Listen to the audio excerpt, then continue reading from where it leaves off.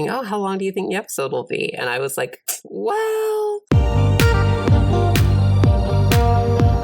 Hey, thank you for joining the Escape With Me Book Club. Escape with me, Sam Reiner. And me, Kira. Into our most recent read. Come with us as we evade reality and go into detail about a new book. We'll be covering the book from beginning to end, so there will be spoilers. Today we are going to New York, and Santa Barbara, California, both United States. Published May 3rd, 2022. Why the Book is the second book in the Meant to Be series, where Disney princesses are put into contemporary romance books. Isabel is the assistant of an editor at Tale as Old as Time Publishing. When she has a chance to impress her boss by convincing Bo Towers, a child star turned tabloid star, to actually write his memoir, she jumps at the chance. But is there more waiting for her in California other than just career advancement? And how does the new author continue the series style? So background for this, Belle was pretty top tier for me as a kid. Same. I was a big Beauty and the Beast fan, so same. It's a girl that likes books. As an adult, What? Really? Well, we have so many other princesses, and I have come to appreciate some of the other princesses that I thought were boring at the time because I was a child. Yeah, we talked last time about how Cinderella is actually dope, right? Yeah, it's come up in my opinion. Yeah. But it's like Ariel was really, really high up there, but now we have other adventure-seeking princesses too, so I don't have to like Ariel because she's the only one, you know? Right. But yeah, I don't feel negatively towards Belle, but I'm also like, this isn't necessarily my favorite either. Right. Because she's like, I want to adventure out in the Great White somewhere. Anyway, I have like a month of a weird thing happening and I'm done. We're good. That's all the adventure we need. I found a really big library. I have enough books now. Right. The introvert's adventure. I liked the live action. I thought it was pretty good. Ooh, we might need to keep moving on. I don't want to trudge into that territory right just now. I'm less fundamentally against a lot of the live actions existing than I used to be, maybe like 10 odd years ago. But the Beauty and the Beast one never really worked for me. There are a few that do, but that wasn't one of them. So that was my feelings going into the books. I have friends that are like, oh my goodness, Belle's amazing. And then I have some friends that are like, this is weird. We all agree this is weird, right? This is weird. I'm of the opinion I'm an enemies to lovers kind of person. Is pretty good. She's never in danger. I don't view it as Stockholm Syndrome. Yeah, I feel like that's a very tropey read of it. It falls in the same jurisdiction as the, oh, but Leo and Kate could fit on the boat door or whatever. It's like, it falls in that same to be like, oh, Beauty and the Beast is very Stockholm Syndrome. It falls in that same category of that's just a boring analysis and talk of the film. If she had stayed in the dungeon and then this was a love story, yeah. Yeah, absolutely. That's such a bland reading of Stockholm Syndrome. Exactly, yeah. Stockholm Syndrome's pretty nuts, and there's so much to go into, and I'm sure true crime has done it super effectively. But that being said, you absolutely could have an interpretation of Beauty and the Beast that is Stockholm Syndrome. I just don't think the Disney animated movie is one of those cases, but the Disney Beauty and the Beast Twisted Tales. Did you review that one for the podcast? We did. Okay. Yeah, I'm not surprised she wrote that book and then Disney went, we need a 2-year break, is all I'm saying. But that's how I went into this. A little bit more than meh. I think Belle's a good one. I think it's a good movie and whatever. I'm just not going to sit down one day and be like, oh my goodness, Belle. Right. That's kind of how I feel about Snow White. Yeah, okay. Yeah, all right. Yeah. But that being said, I was expecting a book that, you know, was Beauty and the Beast. Yes, I'm sure we'll get into it, but the relationship between this and the source material was a bit strenuous, shall we say.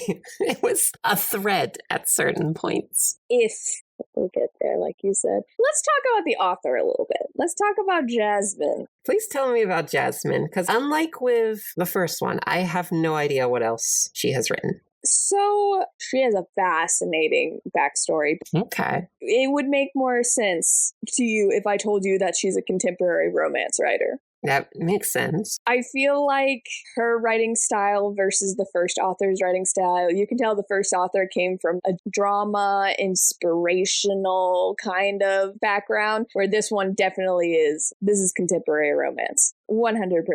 Okay. But she grew up in Oakland, California. She went to a college in Massachusetts to study history, then went to Stanford Law School. She clerked in federal district court in San Francisco before becoming an IP lawyer, which is intellectual property. Okay.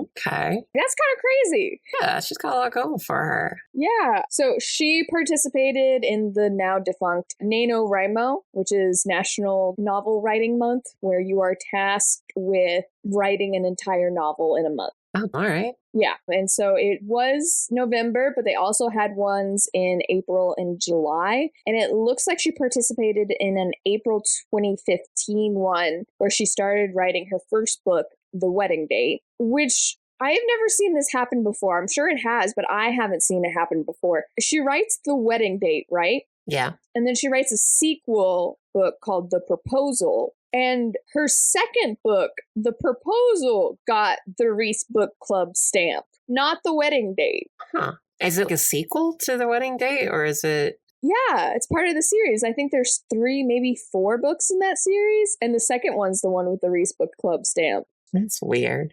Maybe that's the one that got sent her. I have no idea. I've just never seen that before. Maybe that has happened and I just didn't notice. But I was like, okay. Because if you're going to make a book into a movie, what did you do the first one? I don't know. I don't know anything about it. But anyway, she mainly writes romance novels. Yeah. That's Jasmine. I would be fascinated. I'm sure there's somewhere like a con or a panel or a book signing event where she explains her career.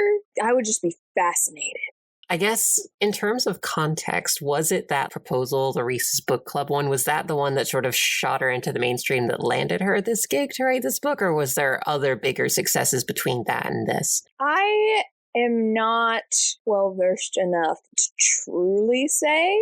She has a lot of books. She did Royal Holiday. Like, she writes a lot of books. Like, you can tell she's one of the NaNoWriMo writers because she publishes 2 to 3 books a year. Oh my God. Like in 2018, she published The Wedding Date and that sequel, The Proposal. And then she published 2 more books in 2019. 1 book in 2020, 1 book in 2021. This book was published in 2022 with another one she published in 2022. And then it looks like she took a break and she just published a new book in 2025. So I don't know. That's a great question. I'm not a contemporary romance girly. I could not tell you. Maybe someone can help us out. So that is what I know about her. Gotcha. But for this book, age level, adult, content warning, we have death of a parent. The beast father dies and that becomes a big thing. But we have language and sex is implied. The sex is much more real. In this one, it's for sure they are having versus the last book where one time they were closed the door, you know, and they don't really say which way it ends up going. Right. Both of them are kind of implied, but one of them is like, no, for real, confirmed. Yeah. But even same, obviously in a Disney book, we're not going to get anything graphic, but it is still very much, oh, they're sharing a bed together. They're doing stuff. And that's kind of where they leave it, right? Unless I missed a chapter. And they are cursing a lot. They are. For a Disney book. That was kind of crazy. That caught me off guard. Yeah.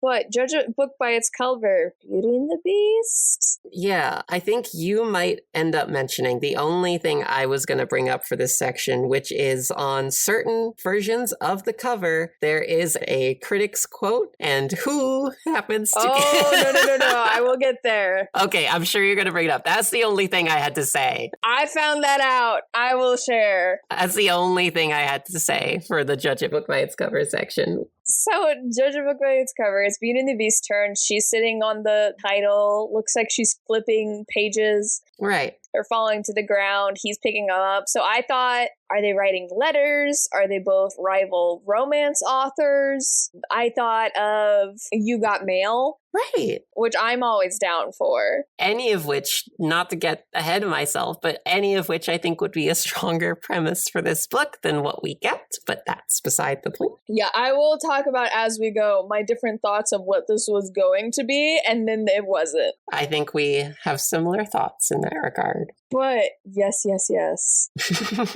The quote. So, one of the favorite things of publishers to do is to have other authors read the book and then give a sweet little quote about it so they can put it on front to be like, look, Stephen King said this was the best book he's ever read, or whatever. Yeah. And it's either another author or it's a really big critic. You could see like New York Times, if there's a very specific piece of publication that's really important, New York Times bestseller can be on the top. Anyways, whatever they can to be like, no, really, guys, you like these other people. Look how everyone else is saying, and almost a sense of FOMO. Right. Everybody else is saying great things about this book. You should read this book. Well, I don't know when I looked at this. I don't think it was the very beginning. I think it was when I had read a couple chapters in, and I was like, what did this person say? Because you will also see quotes out of context. This happens, I feel like, in movies more than books, but movies, CDs, music, whatever. Sometimes the quote will be something like, this is the most unexpected movie from this director because it's bad, and normally all their stuff is good. And then the quote will be something like, this is so unexpected from this director and all their other stuff is so good, Right. Which is pretty sketchy. Not everyone does that, but sometimes it does happen. And so I was like, is this taken out of context? I'm literally about to go look up this. No. The author they decide to put on the front of this book is the author of the first book. I hope it continues. I hope they get this lady to do a quote for the third one. I hope that's just the domino effect. I hope that's what we get. It doesn't sound as bad at first. You're like, okay, the first author is whatever, but it comes across. I hope to goodness this is authentic, that the other author was such a big fan of this author that they were like, I have to do this or whatever and make it. Oh my gosh, they do. The next month's quote is from this one. Yes. I'm so happy. Well, here's the funny thing. On this book, it specifically says the author's name and then author of Dumpling and If the Shoe Fits. And the next one, it just says from New York Times bestselling author Jasmine Guillory. So it doesn't mention that she wrote this book. So I hope that is kind of funny. I hope that keeps going. I hope that's on purpose to be like, we're all down with this or whatever. I have never seen that happen before. It just feels like they couldn't get anybody else to do it. And so they were like, hey, Julie, if you ever want to get a contract ever again with us, you better give us a nice quote about this book, Or they're just like, hey, you're finishing up your book for the Meant to Be series. On your way out the door, can you just don't even read the book? Just say some nice things to this lady. Here's what her book is. Imagine you read it. Cool. All right. Say some nice things and we're done. Bye. Sort of thing. And Julie. This fairy tale rom-com mashup is total magic. Swoon-worthy from start to finish. Don't you lie to me. I think she could say that without having read the book. She could just... Julie! Julie, don't you lie to me. Let's see, what's her quote for the next book? The rock star pop princess romance of my dreams. Also sounds like she didn't read the book, but supposedly the next book's really good. You read more contemporary romance than I do. Is this a common thing? Is this normal?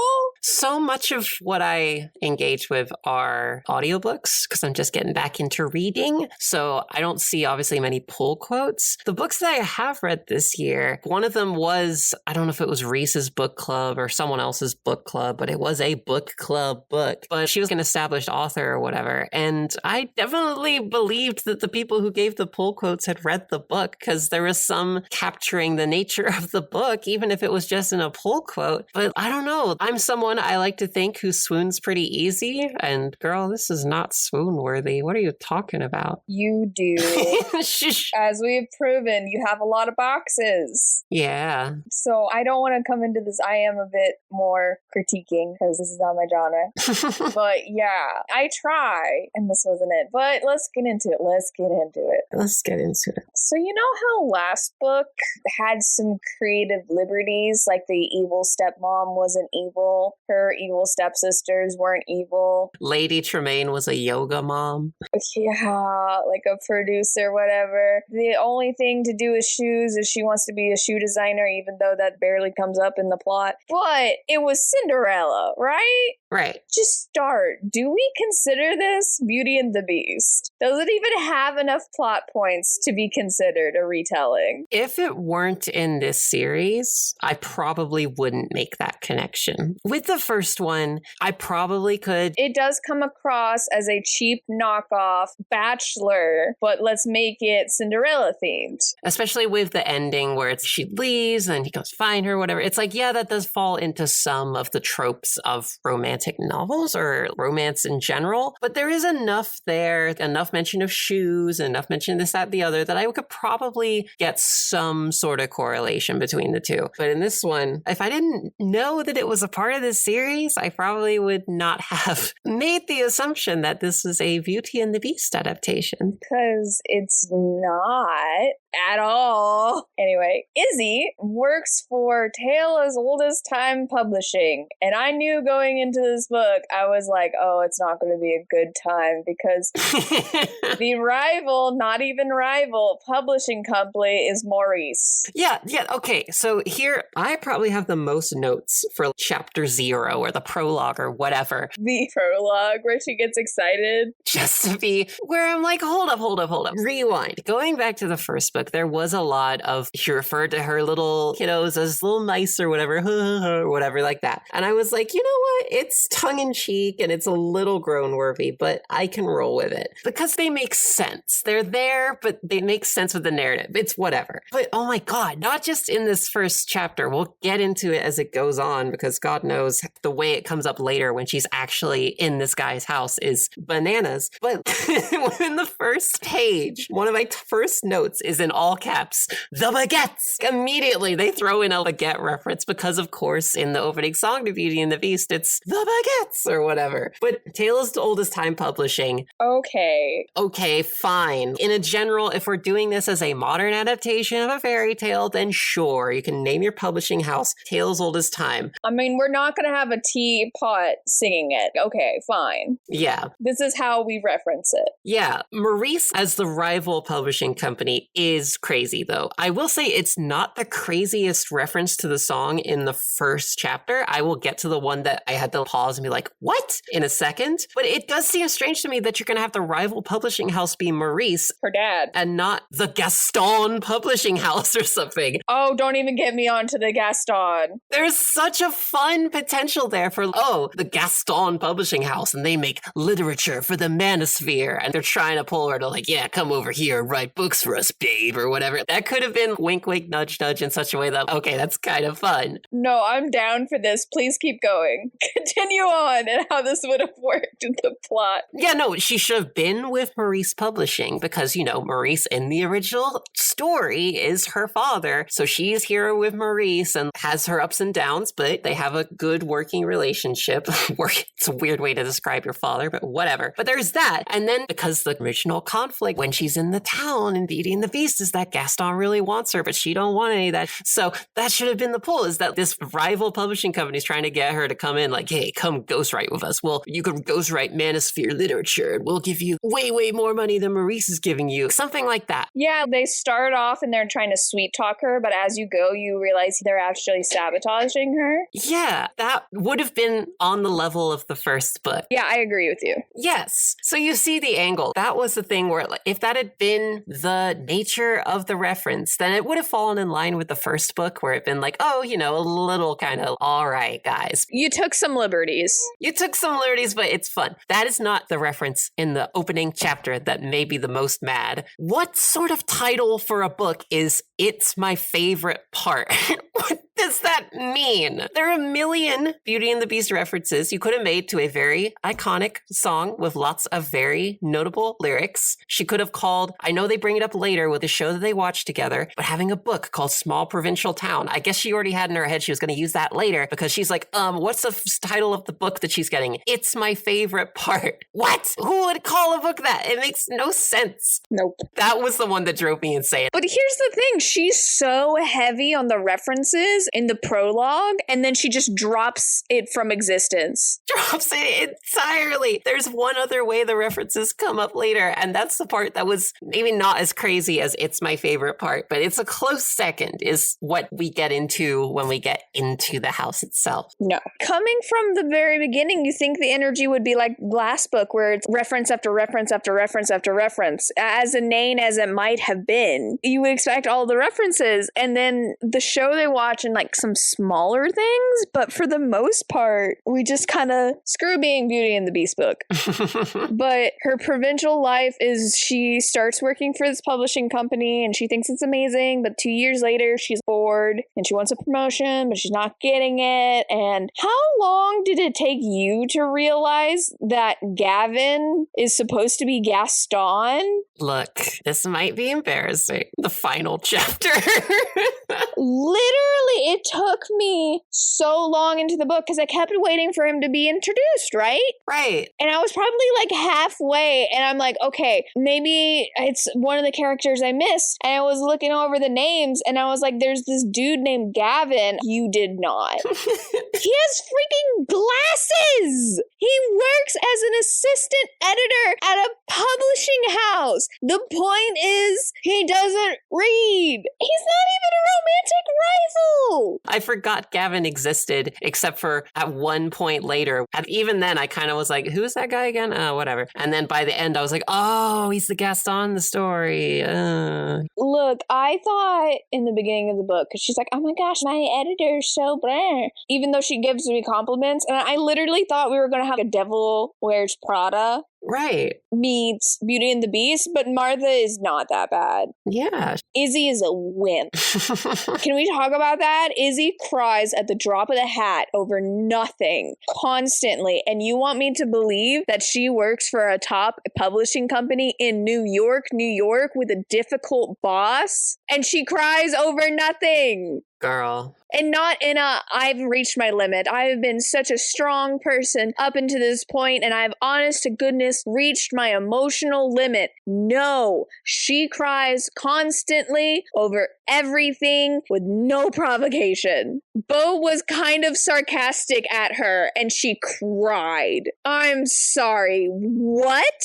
Ma'am, you were an IP lawyer in California. You went to Stanford Law School.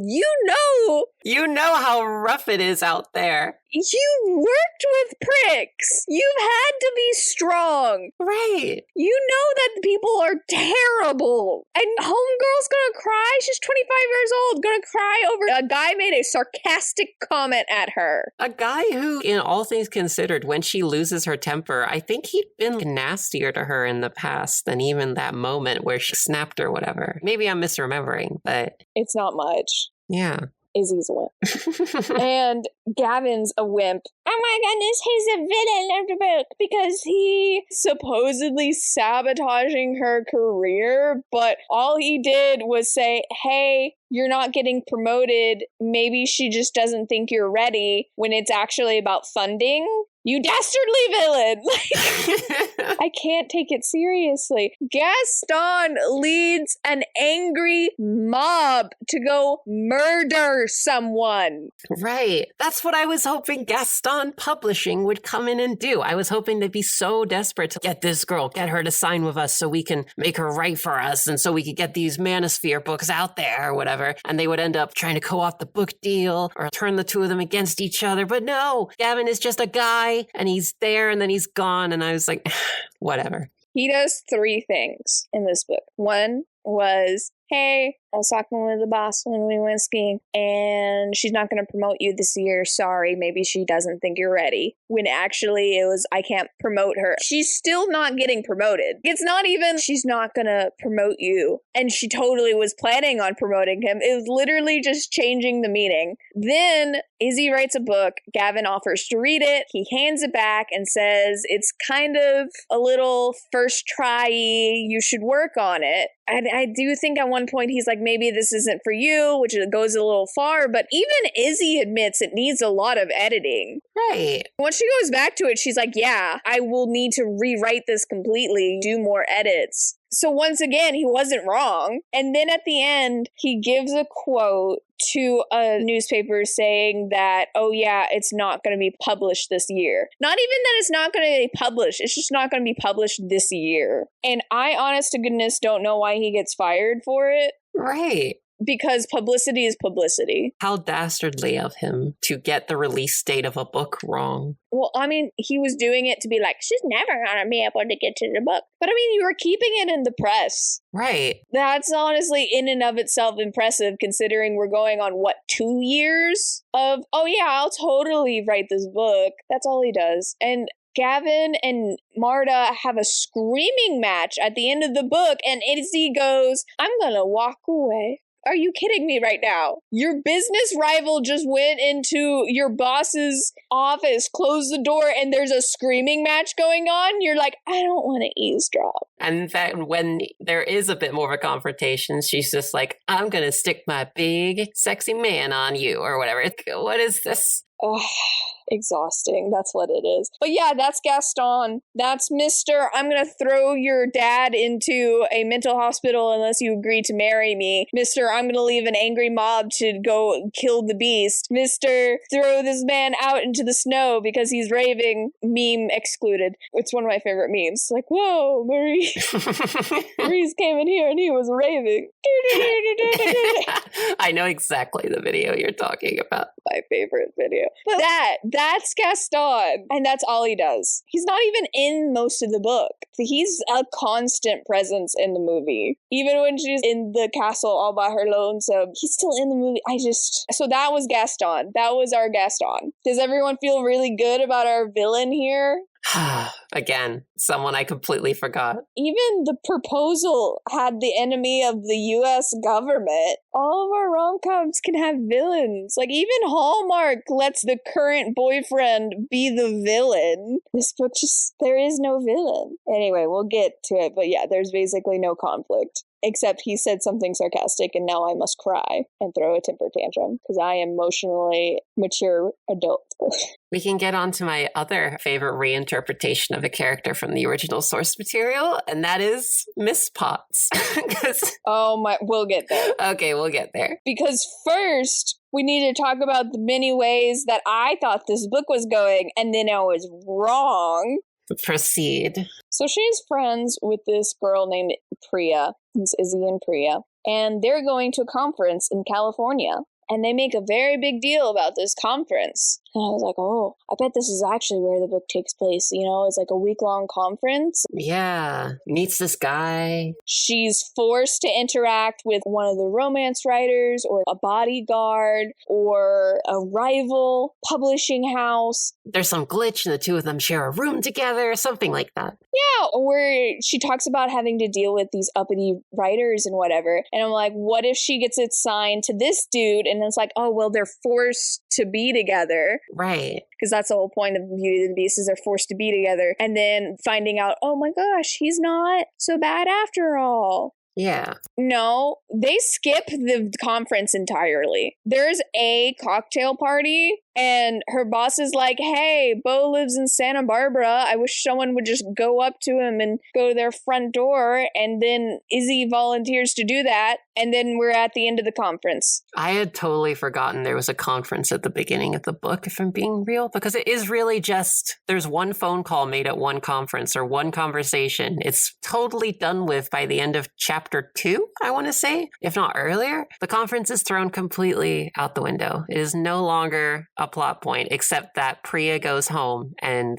Izzy stays here. But I figured out pretty quickly that, oh, the person that she's emailing, this recluse, is going to end up being the stand-in for the beast or the prince or whatever. But I suppose we can get into it when we get her to Bo's house. But there was a very specific angle, which I assumed from that point, like, oh, that's what this is going to be. I'm interested in that. And then, no, that's not it either. Yeah, she's been sending weekly emails to this dude to be like, hey, you should totally... I'm kicking this again. You should totally send in your things or whatever. And she specifically wrote that Marta doesn't read these, he doesn't read these. So I've decided to be funny, quirky. I'm so quirky. Didn't that build it up for you? And you're like, I can't wait to read these emails. And then you read the emails and it's just corporate. Well, even so, the quirky way she was making it her own, knowing her boss wouldn't read it, I feel like there could be a lot of funny ways to be like, hey, you signed this book deal with us, and where is it? Please give it to us. Maintaining professionalism, but then also my boss isn't going to see this email, so I can say whatever I want. But instead, she's so quirky that the angle she takes is, did you know that today is National Potato Chip Day? Or something like that. Yeah, it's February, and that's National Snack Month. I hope you're eating good snacks while you're writing that book for us. I'm so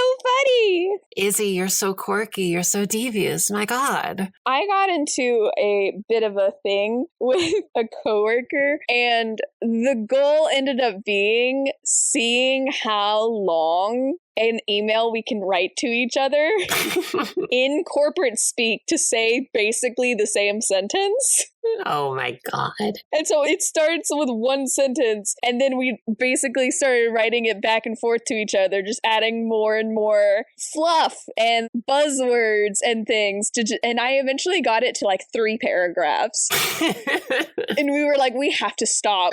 But there are things you can do to make it funny and quirky and still make it, whatever, but not that. All right, so not to get too ahead of ourselves, but also at some point, I can't remember when it is, I think it's a little later on, there's some insinuation where Bo has been reading the emails because he knows that it's National Potato Chip Month or whatever. And there's this moment where she's like, how did he know that? Oh, maybe it was written on the potato chip bag or something like that. But the initial emails are never brought up again. There is no other, oh, maybe Bo was reading the whole time. It never comes up. Oh my gosh, he's been reading my emails. Yeah, once again, you've got mail. Exactly. And there was a part of me that really hoped, oh my God, it would be so funny and perfect if the emotional climax hinges on, Izzy, I did learn it was National Potato Chip Month from your emails or something like that. That being in there would be just so goofy. Yeah. Dumb that I would be like, you know what, this book's winning me over. But no, it never comes up again. It is swiftly abandoned. So many things never come up again,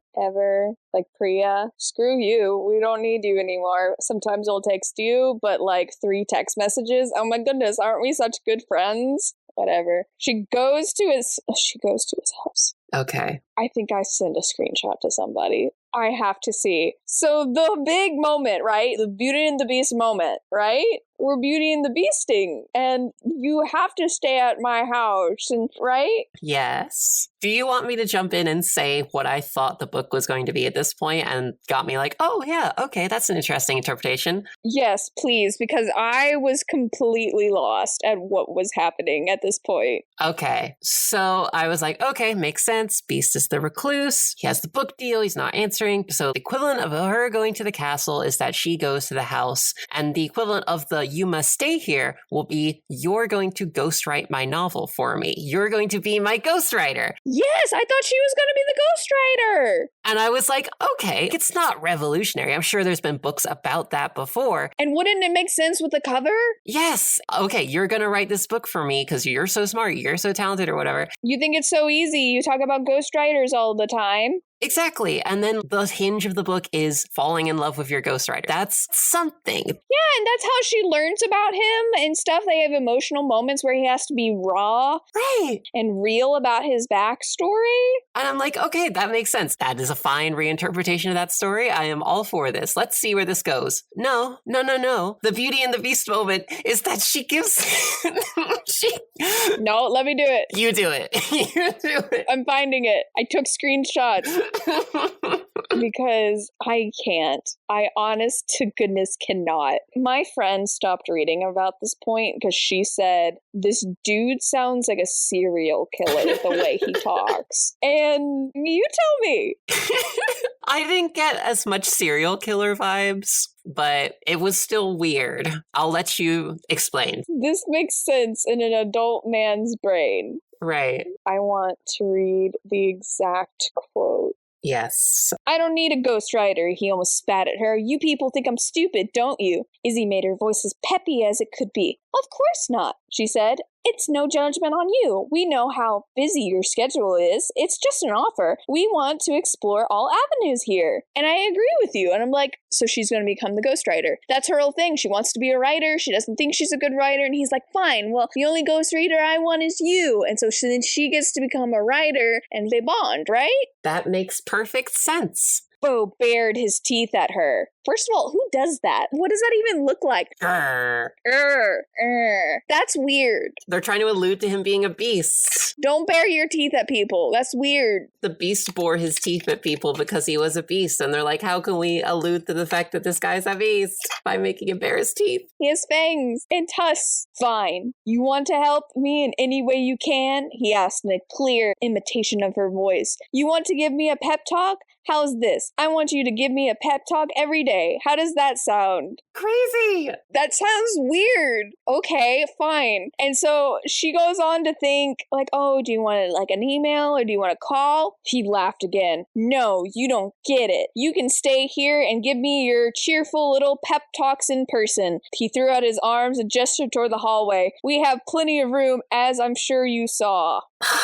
Pep talks. Why does the plot hinge on pep talks? Why? That's the most unhinged thing I've ever heard. This woman shows up to your house. You don't even want to see her. You're mad that she's there. You're pissed off that she is in your home. And she's like, hey, write the book. And he's like, no, I'm not going to write the book. And she's like, but pretty please. And he's like, fine, you have to stay here and give me a pep talk every day. It's such a, I don't even want to call it a stretch. It's baffling. There's an obvious choice for the direction, and this is just such a strange direction to skew it into. It is baffling. Baffling is the right word. So, fine. She stays in this stranger's house. There's a woman, we're about to talk about her because she's your Mrs. Potts. Yeah. There's a woman that stops by to cook for him, and I thought clean the house, but apparently not. She just comes in and cooks for him during the week, and that's it. And so this man lives alone in his house, in his mansion in Santa Barbara, and so she is going to stay alone with a man who has temper problems that she is for some reason not scared of, but in no way is being forced by her boss, the situation, anything to stay here. But she's like, yeah, I'm going to stay here and give you pep talk so you'll write your book. That's the Beauty and the Beast situation. It's bizarre. It is baffling. Why is that your reinterpretation? Even beyond the ghostwriter angle, there's several other interpretations that make sense. And this is bizarre. Bizarre. Bizarre. I agree. That's a good word for it. Let's see. What are some synonyms of bizarre? So we don't have to just keep saying that over and over again. Strange. It's peculiar. It's odd. It's offbeat. I don't even think that's right. It's outlandish, eccentric, unconventional, unorthodox. None of these are good enough. It's bizarre. Wacko. I will accept wacko. I guess skim over Miss Potts right quick. Yes, let's go ahead. Let's take the moment. I wish I had more to say. I just thought it was funny that he called her Kettle or whatever. And then I like the idea of Miss Potts being like, oh dear, you must simply go to this taco place or whatever. Before it sunk into, oh, this is going completely off in a completely different direction. When I was able to see some sort of alignment between this and the original version of the story, I did have a little moment of like, hee, laughing to myself, imagining a shrill British teapot being like, come have some California tacos, my dear, or something like that. But again, immediately after we meet Mrs. Potts, the Mrs. Potts equivalent, it goes completely in a different direction. And any semblance to Beauty and the Beast is lost, except for one thing, which I'm sure we will talk about momentarily. But yes, Mrs. Potts is this woman who I am so confused what her role is here. She's just there. She is a childhood family friend who cooks for him every day, except weekends. Okay. But also she's helping him start a charity.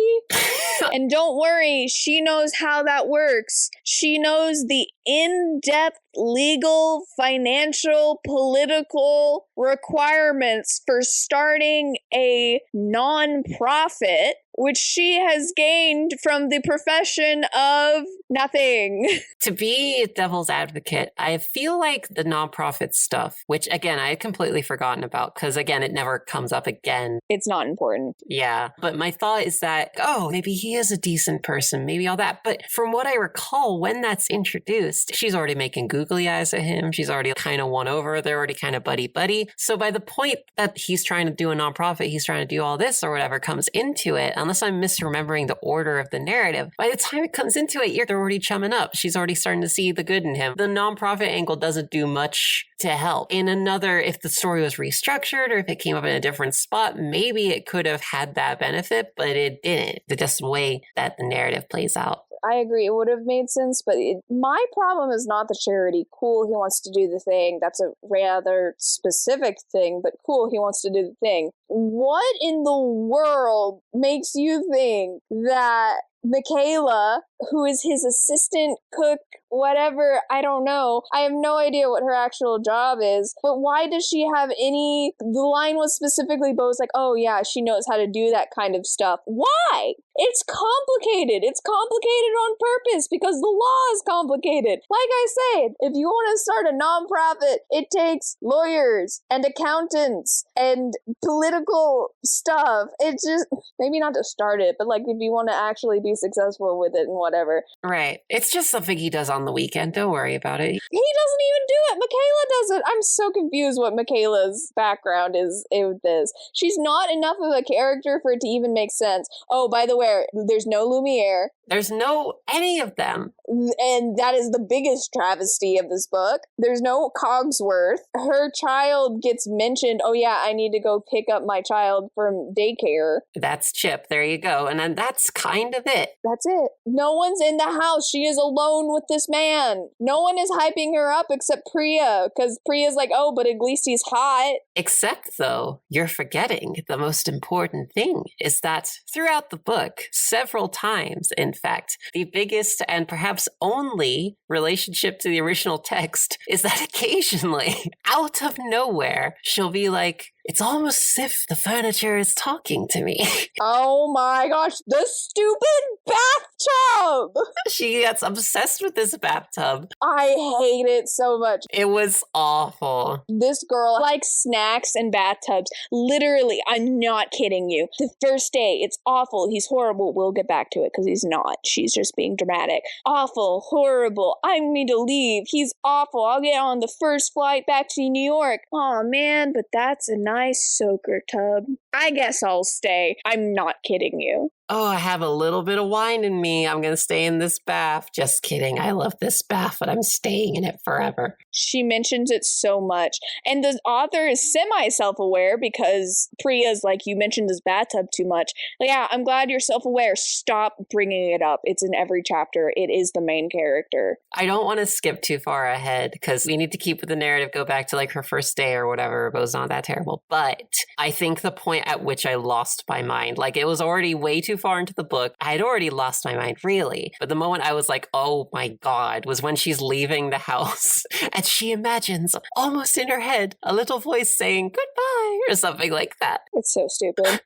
Girl, I'm worried about you mentally. This girl. Okay, it's a little tripe and cliche to talk about the Stockholm Syndrome stuff in the original and deconstruct Disney princess and stuff being like, whoa, they're crazy or whatever. But this girl's crazy. I don't want to... I'm legitimately worried about her. So the first day, she gives the pep talk, and I sent the exact screenshots of the pep talk, which was... You have to write at least something. You can't edit a blank page. Oh, but don't worry. We just need to do like an hour a day or even 15 minutes. Progress is progress. And then, but you don't even have to write in chronicle order. Just start with something big. And if you hit something difficult, just skip around. And every person I sent to had the same thought I did. And that was, this isn't a pep talk. This is advice. Right. And this girl is delusional. He laughs at her for this. He's like, oh my gosh, that's all you've got? Literally, is that all you've got? Start with a pivotal moment in my life. Wow, what insight. Anything else? Izzy looked at him for one long moment. She forced herself to blink back the angry tears that had come to her eyes. Oh my God.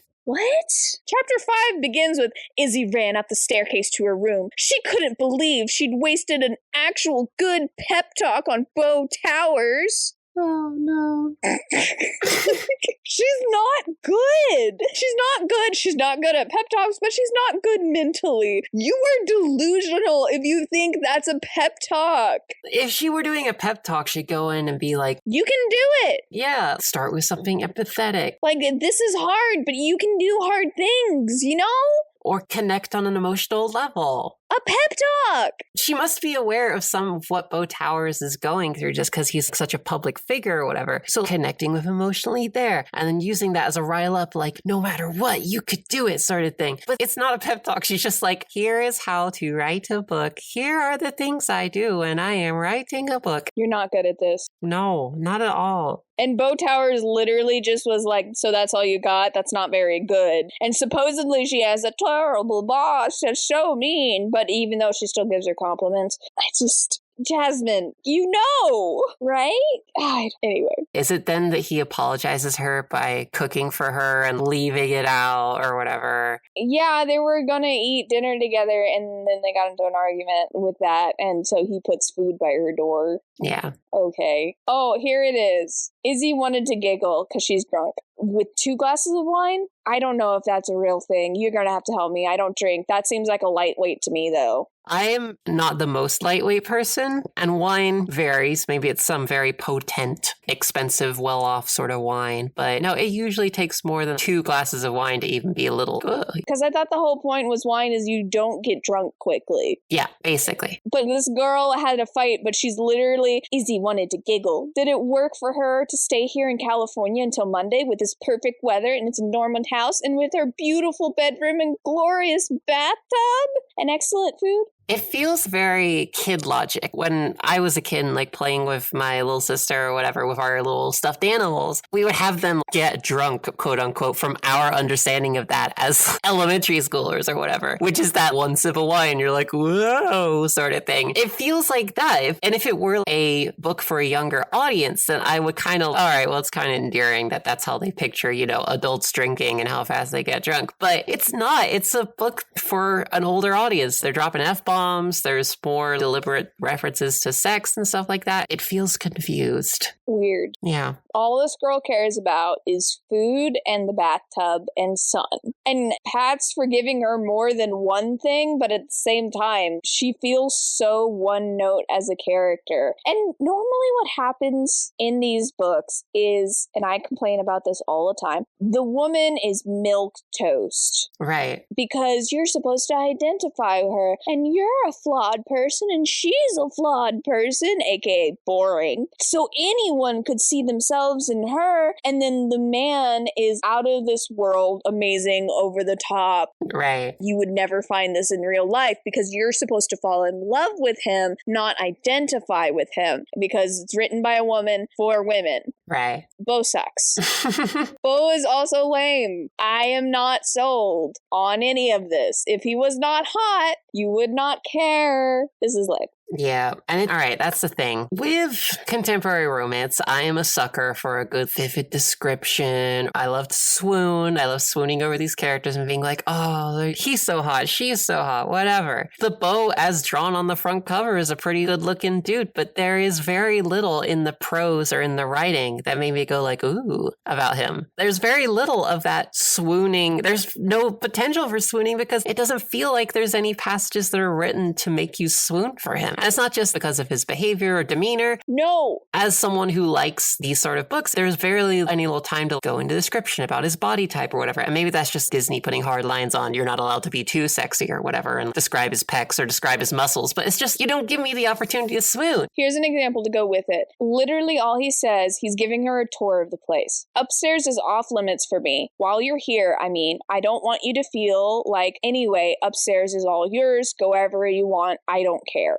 even though he just pointed out 3 different places are off limits. And that never comes up, by the way. She doesn't go into an off limits place and he gets mad at her. Yeah, no, it's just because the West Wing is a pivotal part of Beauty and the Beast. They just had to have that in some capacity. But not at all. But not at all. But that's all he says is like, hey, upstairs is yours. I won't go up there while you're here. Whatever, go wherever you want. Was he trying to make her feel comfortable? It actually sort of worked if that had been his intention. Girl, get some self-respect. She's crazy. That's the bonding. You're gonna go for Beast. I can see the appeal of, I don't care about anyone but you. I would literally kill someone, Gaston, to protect you. I love you so much. And this is just, I don't know. I won't be a perv. I don't know. Yes, Queen, give us nothing. We demand nothing. We ask for nothing. We will accept nothing. Apparently, says Disney. Yeah. Disney's quality control fascinates me. Right. I will be real. We've reached the point where we've set up the status quo of what their relationship is. I have very few notes between here and the end of the book. I had nothing to say. I'm literally going through the screenshots I sent. I'm not even looking at my notes. I'm going through the screenshots because there are no words I can use to make you understand how terrible this book is, except for the words of the author. Right. For example, I was talking about that bathtub, and Priya's like, you're not messaging me enough. Really, though? She texts her like 6 times in this book? It's not a real relationship. She has nothing better to do. I know she's reading, but come on. Anyway, Priya's giving her a hard time about it. Izzy's like, no, I've totally been talking to you. And Priya's like, I mean, barely. I need details other than about the bathtub and the pool. Izzy laughed. She'd sent Priya many pictures of the bathtub. It was true. Girl, get a hobby. How is many? At most, I could imagine sending someone like 2, maybe 3, if size-wise, and I'm like, no, really, I need to show you the depth of this pool or whatever. What do you mean, many pictures? You're not a real estate agent selling the house. What do you mean, many pictures? I like to imagine this extends to their relationship beyond just what we see in the book. It's that every time that Izzy is texting Priya, it's about some body of water or like, hey girl, I'm in my apartment. This is my bathtub. It's like, please stop talking about bathtubs, girl. What's wrong with you? She's talking to her about it, and it's like, oh, I'm looking out the window, which I've sent you multiple pictures of. 4th, and stop rolling your eyes, my bathtub. I think the 2 of us have bonded. I tell it about my day every night during my nightly bath, and I think it really sympathizes with me. Was there even a scene in the original animated film where Belle takes a bath? There's the cupboard. No, she bonds with her armoire. Yeah, the armoire, not the cupboard. And then Beast takes a bath at one point before the dance. Because they're told to by the other 3. Right. And it's, I don't know. It'd be one thing if she was spotlighting all the different furniture and being like, well, look at this wall. Look at this bathtub. Look at this. Look at this. And I mean, we'll get into, I guess, how she keeps talking to furniture because that's the last remaining thread connection to the original story being that the furniture doesn't talk. So she talks to it herself like a crazy person. It's one piece of furniture she fixates on. But seriously, I just sent 5 screenshots back to back of just talking about the bathtub. And it would be good to stretch her legs and expand her view beyond what she could see from the bathtub. Izzy proceeded to take the best shower she had in her entire life. It was long and hot and blah, blah, blah. When she stepped out of the shower, she apologized it for not embracing it like she'd embraced the bathtub. Ma'am, do you just really want to buy yourself a clawfoot tub and this is your fantasy? Like, get it. Get it, girl. Go get that for you, please. Use whatever royalty check you got from this. Stop making it our problem. To play the devil's advocate again, I live in the city. I have a small apartment. I only have a shower. I don't have a bathtub. So anytime I'm in a hotel or whatever that happens to have a more traditional bathtub that's not just a shower unit, I do get excited. I do want to be like, oh, I want to take a bath or whatever. I miss taking baths more often. But I'm not going to send you photos of it being like, hey, girl, guess what? Guess what? This hotel room's got a bath. I'm going to send it to you 3 more times. I mean, now I am. Now the next time I'm traveling and I'm somewhere with a bath, you're going to get 6 photos of the bath because of this book. So thank you very much. Here's something that really gets me every single time. Beast, right? Right. We learn Beast uses anger as a primary emotion because he's having a lot of other emotions that he's not able to process, understand, disgust, he feels embarrassment, he feels sadness, he feels confusion, he feels upset at himself, but he's not able to handle that, and so he just channels it into anger so he can release something. Right. Even though that turns out poorly. And so one of the big things is as he goes is learning to process those emotions, learning that it's okay to have emotions, learning how to better express them and go through them, and how it's important to actually feel embarrassed or have these negative feelings, to realize that you need to change and you need to act on those feelings so you will stop feeling them long term, right?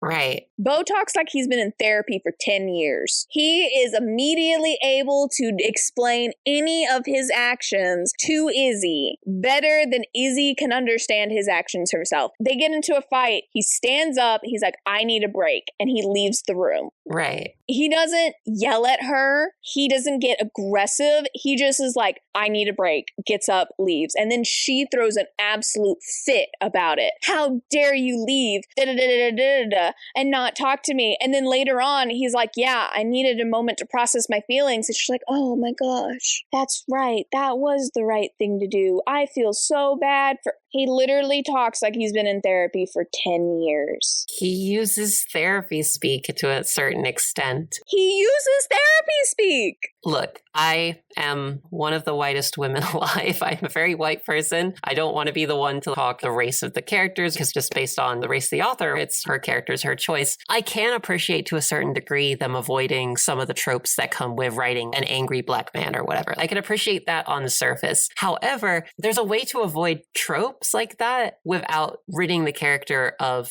any sense of emotional instabilities. Because she literally, later on, she comes down in the kitchen. He's already there making dinner. I wasn't sure if you were going to come down, he says. And then she's like, that was really all he had to say? Oh, are you done with your break? She said. Bo winced. Okay, she sounded kind of witchy, to substitute the word. Okay, very witchy when she'd said that. But what did he expect? I'm sorry about earlier in the library, he said. I should have led with that. But Izzy, I'm trying here. This is all hard for me. You know that. Yes, of course, what you said today made perfect sense. But it was hard for me to hear it. Hard to realize I have to do it. To reveal to the whole world more of the hard parts of myself if I want to make this book any good. And I hate that I still miss my dad despite everything. I started to get mad at you in there, and I realized I had to stop and take a breath. So instead of lashing out at you, instead of saying something I knew I would regret, I told you I had to take a break. Please don't be mad at me for that.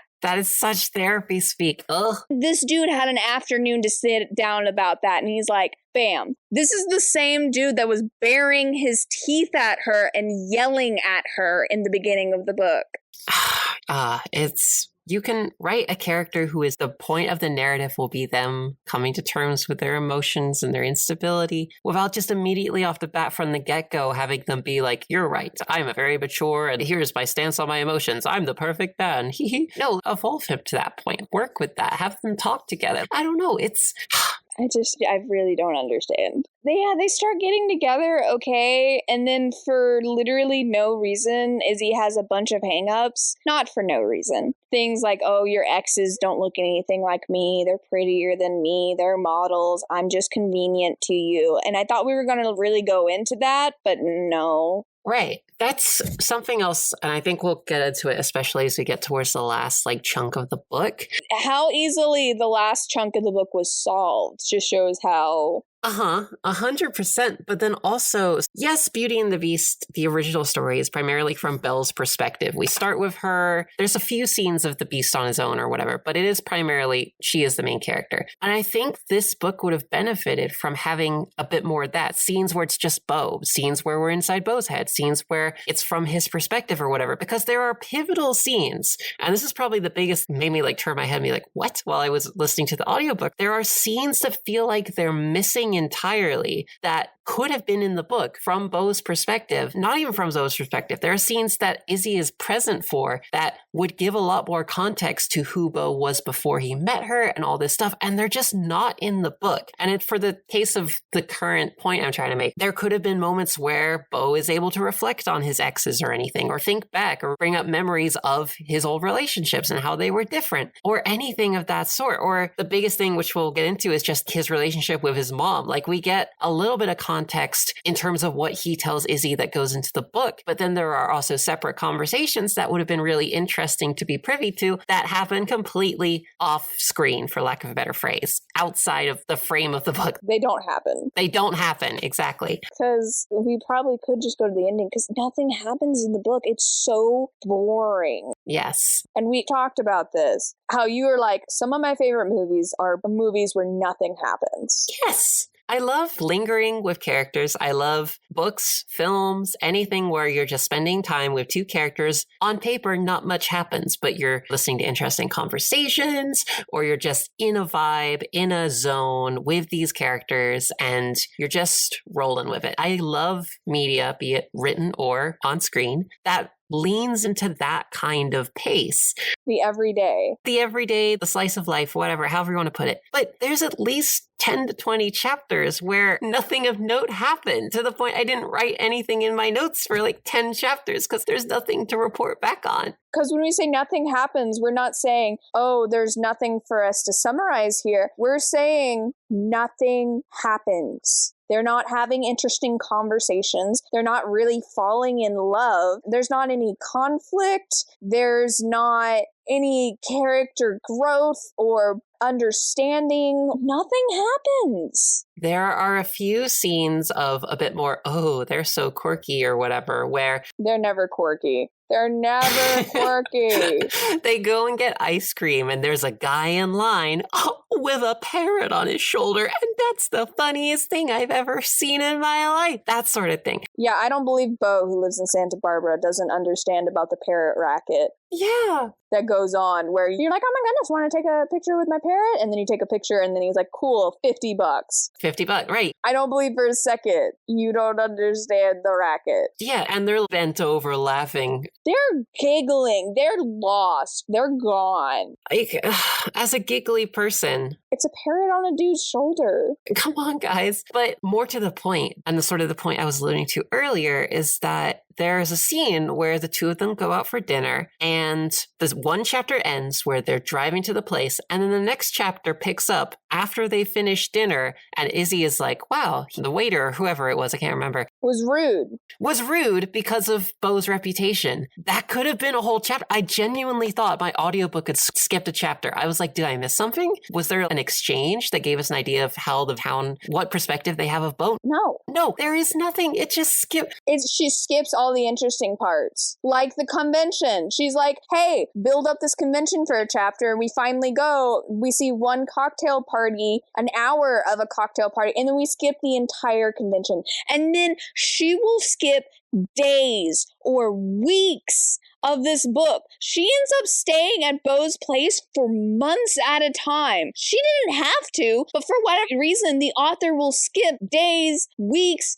months at a time. Yeah, and because so much of the book is from Izzy's perspective and we never get to see anything from Bo, there are moments that could have been the pivotal emotional climax of the book if we split the protagonist into a dual role, if he was also a bit more of an active protagonist in the book. Because the movie does that. He is an actual main character with a point of view. You see him not with Belle having conversations with characters. Exactly. And primarily the biggest thing is his relationship with his mother. They're estranged. They have complications because of the falling out of her relationship with his father. And that could have been the pivotal climax emotionally of his arc, was just getting a peek into what that conversation is like. And instead he goes off and they text her afterwards and is like, it went good. And I'm like, okay, not even going to give us a sliver of context, not even going to give us anything. Can we also talk about how he's a tabloid star? He can't go anywhere without the tabloids. He got in a bar fight the other day. Paparazzi aren't a problem this entire book. Yeah. I was fully expecting. The whole reason he's not going out is because of the paparazzi. And even when he's like, oh no, we're going to LA, the paparazzi are going to be there. They're not there. They can go on the beach together completely unbothered. This is Santa Barbara. I don't believe there's not a single paparazzi person out here. And so I was fully expecting, once again, it to be like, oh yeah, boss, I need these extensions, so he'll write the book. And then paparazzi taking photos of them and being like, oh my gosh, they're a thing. They're a couple. And then her boss being pissed off about it. Yeah, there's plenty of potential. No. It's, again, to use the word, baffling. But the author chooses to build the conflict on Izzy being overly emotional. He asked for a break. How dare he? Does she give any pep talks after, like, the first... She does! She gives an actual pep talk! She gives a real one! By that point, I tuned out. She gives herself a pep talk. Oh, okay. She's like, Isabel Marlowe, you're going to be great at this. You can do this job. You know that now. You're a good writer. You're a good editor. And you're going to fight for your books and your authors to succeed. And today, you're going to walk into Josephine Henry's office and wow her. So we do know what pep talks are. This is actually worse. That she thinks the pep talk she gave Bo was the good one. Oh my God. The pacing is so strange. It's very strange. Because I love a slow buildup. That's what I like about this genre, is that we start slow and it's like, well, they won't, even if you know, of course, it's Beauty and the Beast, you know they will, but it's slow, slight gestures, sleight of hands, double entendres, things like that. And then slowly and surely there's a moment where all the passion builds up and it simmers over and it boils over and then it's just like boom, and then there's intimacy. But it went from, oh, they're not a thing, to maybe, to, oh, they're kissing now occasionally. There was no heat. No. I get this Disney product, so they're not going to go too sexy, too steamy, too spicy, whatever. But you could at least be romantic. Yeah, I love a bit of romance. That's why I like this genre. And there's none of that. It's just, it's not exactly as black and white as they flip a switch on and now they're a thing, but it's only a step or two removed from that. There is no buildup. There's, aside that she oogles him at the pool at one point, it's like, uh-oh, that's bad. And then there's a slight, ooh, I can't stop thinking about him. But that's the fun part, is you get into that, oh, I can't stop thinking about him. And then you drive the character and the reader mad with that lust and all that. And there's none of it. It just, maybe it's just because they didn't give Bo enough time to be swoon worthy or whatever. But it just, I don't know. He is very unimpressive. Exactly. Again, going back to judging this book by its cover, the guy on the front cover is pretty good looking. I could see myself swooning for someone like that, but they don't even give us the opportunity. Nope. And then she's back to New York and they decide, even though, as I've pointed out, they have insanely good communication at the house, way too good, but then she leaves and she's like, oh no, I don't want to talk about it because he doesn't want to talk about it. Clearly they're not going to be a thing. And then they don't talk for 2 days. And then Izzy just comes to the decision, why am I not giving myself a happy ending? He hasn't texted me for 2 days. I haven't texted him. Just out of nowhere. Out of nowhere, she's just like, he's mad at me because of this press thing. Honey, he's dealt with the tabloids. Like, he knows stuff gets twisted. That's literally his point at one time, is that bar fight was because I was protecting a friend because this dude was being inappropriate with her, even though I thought the whole point of the book was that he doesn't have friends. And that's why he forces Izzy to be at his house. My friend texted me, hey, I'm forcing this random woman to stay at my house because she annoyed me. I would probably show up and be like, what is wrong with you? This man supposedly has female friends.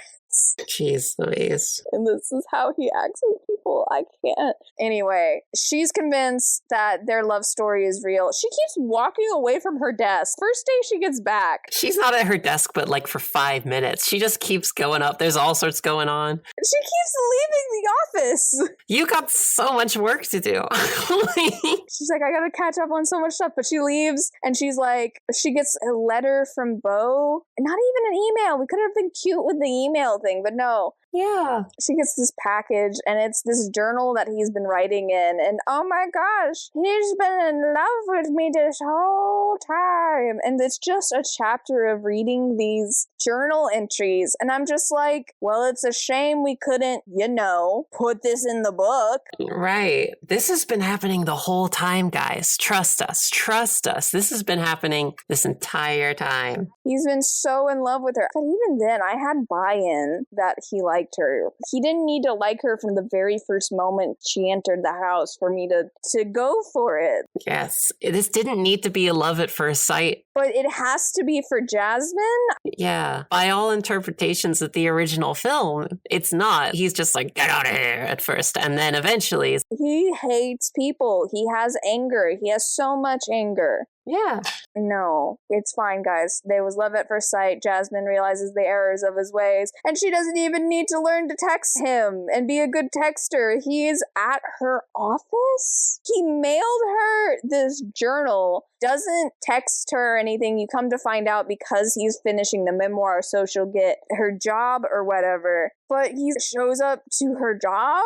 Why did you mail the journal? Why didn't you just show up and give it to her? Crazy. I'm paranoid. If it was something that irreplaceable and that important, I would just walk there and hand it to her, Yep, absolutely. But yeah, he's there. Yay, everything's better. And Gavin got fired because he leaked that interview to the press. And he's like, I've always hated you. You've always been gunning for my job, which is way more interesting than this book has made anything else. And so he starts being like, rah, rah, rah. And then Bo just walks up to him and, I'm going to beat you up. Gonna beat you up. And then Gavin's like, oh no, run away. Here's an example of the nothing happens in this book. She is looking down at the book. She reads the passages, but then she's like, this is more than just the passages. These are moments. That splash of coffee there in the corner from when she gestured too enthusiastically and knocked over her coffee cup. That little orange smudge along the side from that day they'd snacked on flaming hot Cheetos. That swelling on one side from the day they'd worked by the pool and Bo had accidentally dripped water on it. Wow, all those scenes are very deep and personal. I'm so glad that they were in the book for this moment to call back on. No! None of this is in the book. So much nothing happens that the author has to make up scenes in the second to last chapter to have bonding moments. Crazy. Oh my gosh. Bizarre. And tell me this isn't women writing men. At first I thought I was just attracted to Izzy in the same way that I've been attracted to lots of women. I thought it was just that this one felt different because I knew I couldn't do anything about it. Then, as she stayed longer, as we talked more, as we got closer, I thought it was because we were friends now and her friendship was important to me. But now I know I'm really starting to fall for her. Ladies. Said no man ever? Yes. Men can be romantic and men can have this, she's just hot, it's fine. But oh no, we're having intimacy that's not romantic intimacy. We're having other types of intimacy. And, now that we're having this, it is really built upon the romantic and all that. But first of all, this is way too sterile. But second of all, no. But ladies, he's not like other guys. He's not like other guys. He's not like other guys. He's different. He cares about you. He sees you more than just your looks. He cares about you as a person. He's not like other guys. He sees you for your whole self, your whole character, and all the benefits you bring as an individual. He's not like other guys. He's not like other guys. He's not like other guys. Anyway, here's threatening to beat somebody up if they talk to his girlfriend. Yes. If there were any attempt of showing his emotional regulation or showing him coming to terms with things and processing his emotions, and then last chapter, I'm going to beat up the guy who you don't like at work, or threaten to at very least. I found that very satisfying, didn't you? No!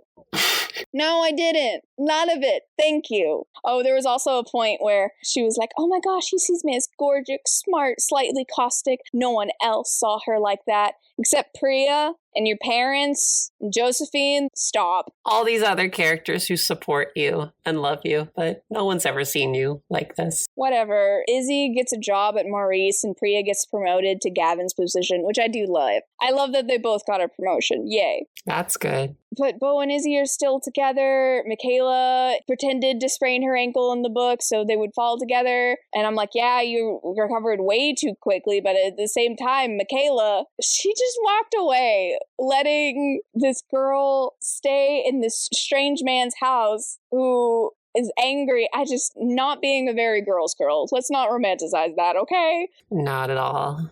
Bo ends up writing the dedication to her, which feels right, but I'm just so done with the book at this point that I'm like, I don't care. And we don't even know a thing about the book she was writing. This entire book, she's writing 2 books, the one that she gave Gavin and the one that she's writing, but we don't even know anything about the books. We don't know what genre they are. We don't know any of the characters. We don't know any of the plot points. She's just writing. She swears, guys. She's doing all the writings, all the rights. All of them. And we should be happy that she's writing. Aren't books great? Don't you love books? Aren't books awesome? Don't you love books so much? Isn't it great that she gets to write forever? Books. Books. This guy, he's not like other guys. He lets her write. She's writing books. They're all great. We swear. They're the best books ever written. She's not an industry plant. I'm so baffled. It really does feel like she's like, oh, you like books? Cool, I'll do the bare minimum. It feels like this whole book, think about how front heavy it is with references. It really feels like the powers that be at whatever Disney publishing company was like, how's the book going? And then she's like, here it is. Here's the opening chapter. And they're like, wow, look at all these references. Keep writing. Almost like a proof of concept, really. Proof of concept. And then she had to write the rest of the book and just sort of shoved whatever she could together. General thoughts. I've read low stakes books before, but this is no stakes.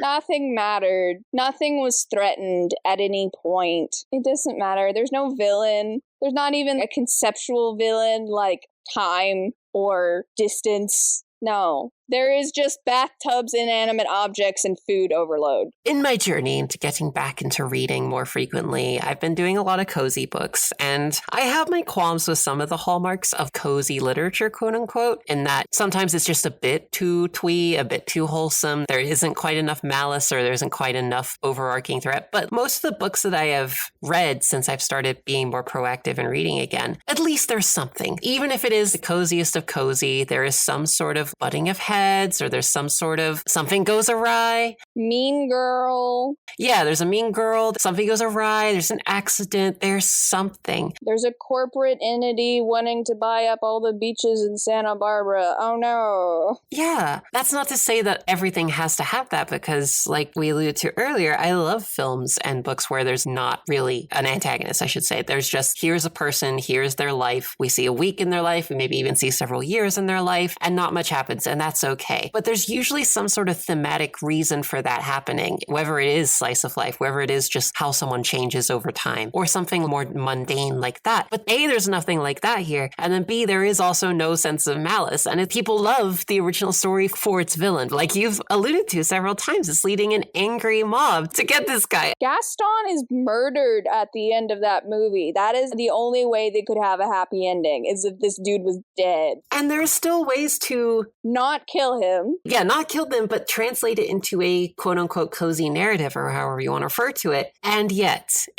there is no semblance of that here. It is just, it's cozy for the sake of cozy, which, again, can be fine in the right context and the right setup, but because there's so little connection between the characters, so little to grab me about either of them, that it all falls flat. And I'm just kind of disappointed and bored.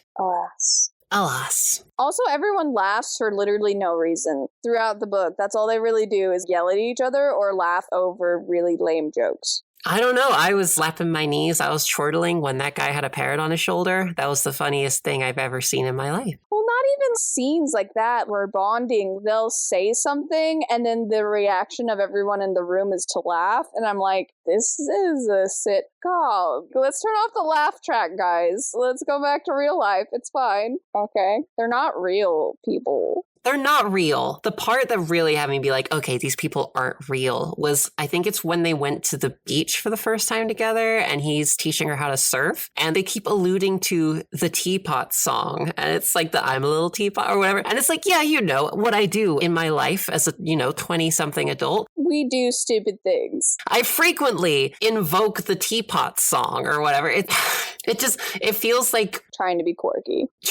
quirky. Which is what the problem we had with the last book, too. And the only part in this one that really felt the same, like, unpopular opinion, but both of them could have fit on the door from the Titanic. The only part from this book that had that vibe was right after that beach scene when they go to get ice cream and she's like, unpopular opinion, but marshmallow in ice cream is a no-go or whatever. She has a texture issue with things like Jell-O, and he shares in this opinion, and they bond over it. It did remind me of the door Titanic conversation from the first book. I'm going to be brave and say the thing. Yeah, I'm going to speak my truth. Oh my goodness, you're so brave. Yeah, it's rough. Also, this author is obsessed with 3 punctuations. So many exclamation marks in this book. Oh, see, I listened to the audiobook, so I didn't get any of that. Oh my gosh. Oh, girl. I swear. So many punctuation marks, so many exclamation marks in like groups of 3 specifically. Wow. The punctuation drove me crazy in this book.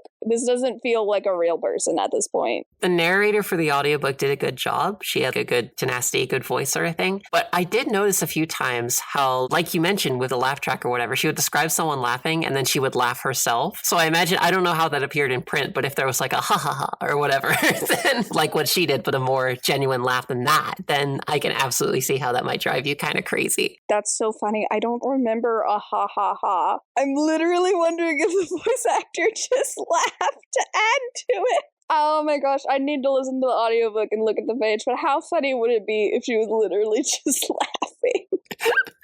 Oh my gosh. One question for the author. I try to be respectful. Did you enjoy working with Disney? Yeah. Was this a good experience? Was this not a good experience? I've never read anything from this author before, and we all know that Disney can get trash out of good artists. Right, yeah. I will skew on the side of being polite, and I would ask a similar question, just what the process is like for, is there a mandate? I'm going to blame Disney for this, yes. Is there a mandate on references? What notes was she getting back? Was that maybe she tried to skew a certain direction and then they were like, no, no, no? What timeline was there? How many edits were you allowed? Yeah. And so maybe that was more of a screw you, Disney, by just front-ending all these references. Maybe they were constantly like, hey, make more references, make more references. She's like, oh yeah, well, here they are, sort of thing, like right at the beginning. Who knows? Maybe things are rocky, maybe things went smooth, but I'm just going to choose to blame Disney. That works most days. Rating, sudden ice storm out of 10. I was minding my own business. I was fine. I was happy. Then got cold and annoying, and then I was stuck inside for a ridiculous amount of time. And then when you go outside, it's slippery and cold and awful. It's the worst. I'm very sad.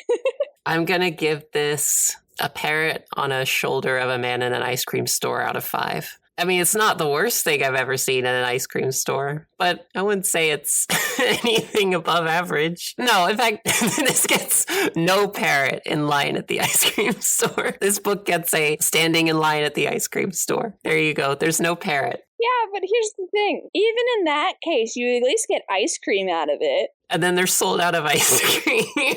And then you get up there and they're sold out of ice cream. There we go. It would be one thing if it, okay, whatever. It's not very Beauty and the Beast, kind of like the last book. It's not really very Cinderella, but you got a decent love story out of it. Yeah, it was fine. I was rolling with it. That's we at least got ice cream in the end. This book was not. Yeah, I got ice cream at the end of the last book. This one I got up there, or maybe they were like sold out of my absolute favorite flavor. And you had to get like vanilla, not even French vanilla, vanilla. Plain vanilla is the only option they had. It wasn't runny and disgusting, but it was just kind of a little too melted. And I'm like, oh, okay. That's my review of the book. Alas. Alas. Read it again? No. Nah, no, sorry. I rage read this in 2 days because I was just, all I could think while I was reading the book is I don't want to have to wake up in the morning and read this book. So I finished the book in 2 days because I was like, I refuse to wake up in the morning and read this book again. I see no reason to put myself through this again. Good motivation, to be fair. See how people can be motivated by anger? Oh no. Favorite of the series so far, If the Shoe Fits, but by process of elimination. Like, it's not this one, so I guess. I am looking forward to the rest of the series just because I've heard the next one is good from your friends. Yes, co-star Danielle has been reading these, and she specifically said she's worried that anybody that read the second book is like, well, this series is crap, because she loved the third book, which is Ariel. Okay, I'll take that. I will use that. And also, the next two after that, unless they've made more in the meantime, are Tangled and Mulan, both of them which I love, are two of my favorite Disney princess films. So I'm hoping that it's only upwards from here. So we'll see. But yes, by default, it is my least favorite of the two that we've read. But have you read this book? New York or California? Because there was some very strong New York hate in this book. Oh my goodness, California has sun. Oh my gosh, it's so cold. Whatever. Coming from someone stuck in this humidity, some cold right now sounds great. You're gonna miss New York in fall. Don't even. The slander beside. Sorry, the libel beside, to get that correct written word. Do you have any book recommendations for us? Tell us all about it in the comments below. If you like the video, hit like. And if you're enjoying yourself, hit subscribe for more. Thank you for exploring By the Book with us. Join us next time when we'll be covering The Cat Who Played Brahms by Lillian Jackson Braun. I'm Sam Reiner. And I'm Kira. And I'm tired. And we hope to see you and a friend here next time. Escape With Me Book Club is a Lunar Skulk production. Check us out on Facebook, Instagram, or TikTok to keep up to date with us. Lunar_SKULK.